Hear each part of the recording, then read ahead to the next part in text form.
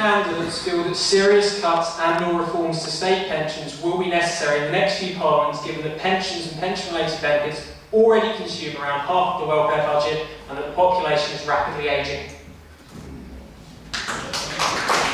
Very clearly stated. You okay with that, candidates? Okay, so I think the question was asking all of you, do you believe that cuts are going to be needed to pensions and pension-related benefits, given the growing numbers of a growing proportion of citizens of the country who will qualify for those pensions and benefits? Is that a fair restatement? Is that okay, everyone? So I think we're starting this time with Bilal.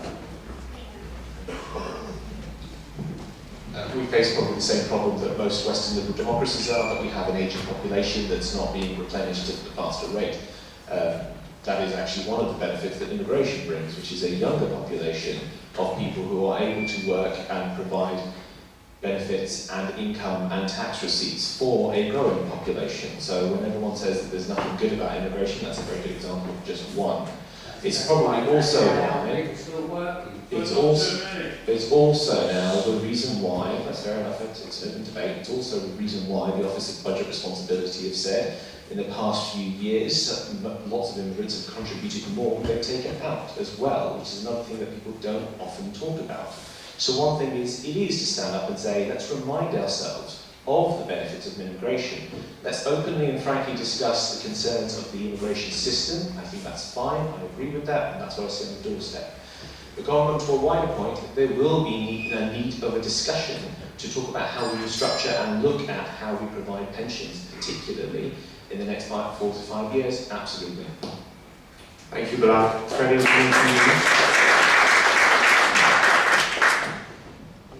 my answer comes in 2 parts.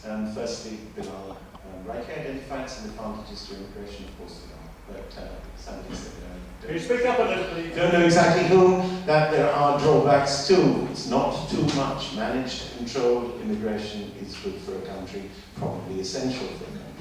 Mass uncontrolled immigration leads to anarchy.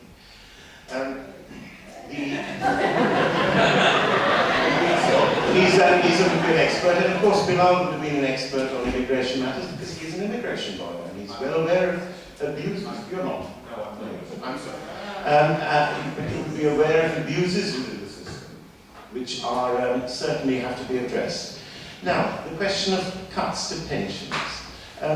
By leaving the EU, Professor Tim Congdon, a leading economist, has calculated that we will save approximately £150,000 million a year. This is a total benefit to our economy. Chingford's share of it would be £700,000 per day, prorated. No need for any deeper cuts in the longer term. Let's just get out of the EU fast. Thank you.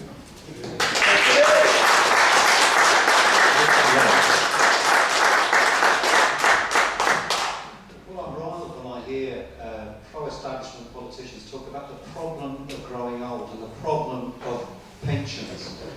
In a society where there is in London more billionaires than anywhere else on the planet, a problem, I think, ageing is to be celebrated, dignity is to be afforded people, and I think the elephant in the room is the colossal amount of wealth that exists in this country, the 5th richest country in the planet. And I think rather than pitching and dividing the young against the old, we need to confront this and look at the question of public ownership, of rational and democratic planning of our resources. Back in 1972, the TUC did a study, and they talked about then the idle industrial capacity that wasn't used because companies didn't find it profitable enough. That study revealed through the TUC's academics that then we could have, if that capacity was pressed into service, we could have a 6-hour day and a 4-day week. These are the kind of aspirations we should have in the 21st century. Rebecca. I've forgotten the question, but yes, pensions, definitely, and free social care for older people.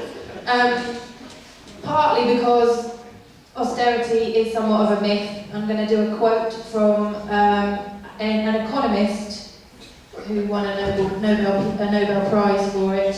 Everywhere I go around the world, I encounter the same sense of astonishment among economists and policymakers that the UK government would ignore the risks and proceed to slash public spending and raise taxes during what is a once-in-a-100 years financial crisis.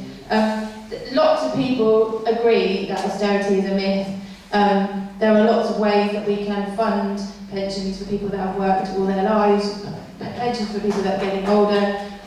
We close tax loopholes, we make sure that we get rid of unnecessary tax breaks, for example, around buy-to-let mortgages, not renewing Trident, which would save us £3.3 billion a year, and a Robin Hood tax on financial transactions, and that would maybe also help to manage the widening gap between the rich and the poor, which also leads to so many other problems in our society.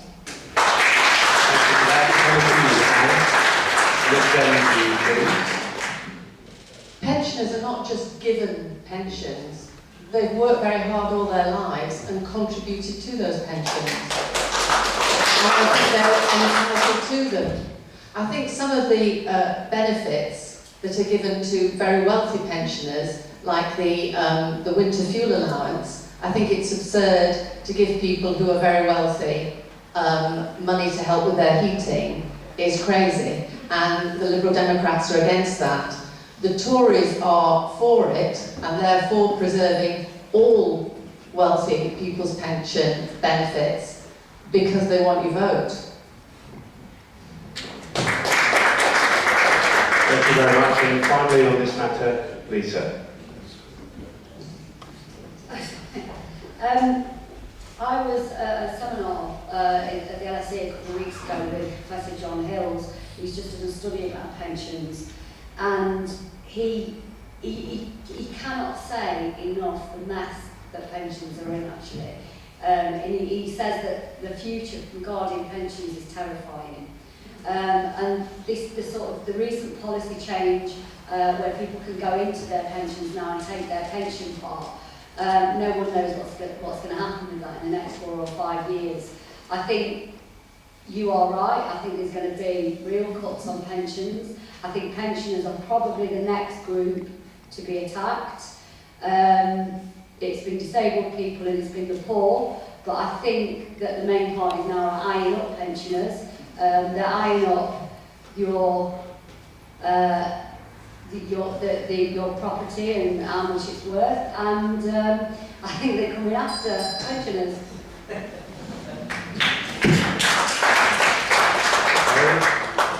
We move to our final question.